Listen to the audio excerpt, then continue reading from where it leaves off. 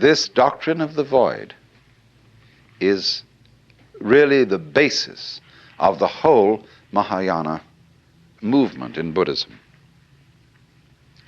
It's marvelous. The void, of course, is in Buddhist imagery symbolized by a mirror, because a mirror has no color and yet reflects all colors. When this man I talked to you of, Huineng, said that you shouldn't just try to cultivate a blank mind, what he said was this: the void, shunyata, is like space.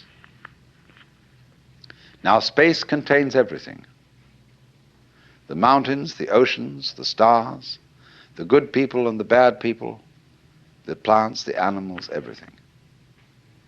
Now, the mind in us,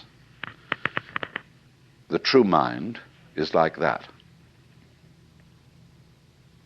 You will find that when Buddhists use the word mind, they have several words for mind, but I'm not going into the technicality at the moment. They mean space. See, space is your mind. It's very difficult for us to see that because we think we're in space and look out at it. There are various kinds of space. There's visual space, distance. There is audible space, silence. There is temporal space, as we say, between times. There is musical space, so-called distance between intervals, or the intervals between tones, rather. It's quite a different kind of space than temporal or visual space. There's tangible space. But all these spaces, you see, are the mind. They are the dimensions of consciousness. And so, this great space, which every one of us apprehends from a slightly different point of view, in which the universe moves, this is the mind.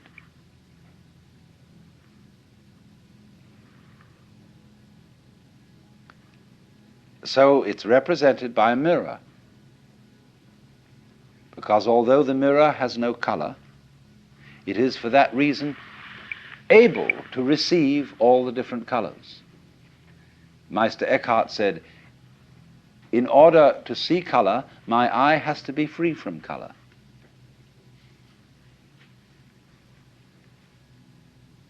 So in the same way, in order not only to see, but also to hear, to think, to feel, you have to have an empty head. And the reason why you are not aware of your brain cells, unless you're only aware of your brain cells if you get a tumor or something in the brain, when it gets sick. But in the ordinary way, you're totally unconscious of your brain cells. They're void. And for that reason, you see everything else.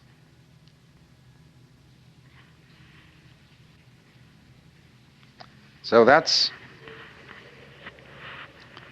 the central principle of the Mahayana. And it works in such a way, you see, that it releases people from the notion that Buddhism is clinging to the void. This was very important when Buddhism went into China. The Chinese really dug this, because Chinese are a very practical people. And when they found these Hindu Buddhist monks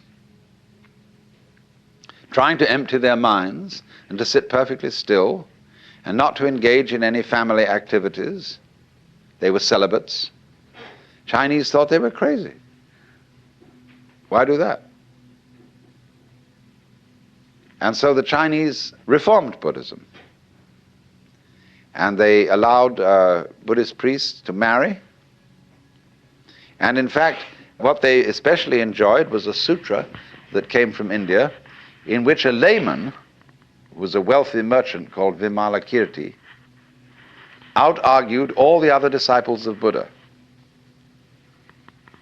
And of course, you know, if in these are these dialectic arguments that are very, very intense things. If you win the argument, everybody else has to be your disciple. So Vimalakirti, the layman, won the debate, even with Manjusri, who is the bodhisattva of supreme wisdom. They all had to see a contest to define the void. And all of them gave their definitions. Finally, Manjusri gave his. And Vimalakirti was asked then for his definition, and he said nothing. And so he won the whole argument. The thunderous silence.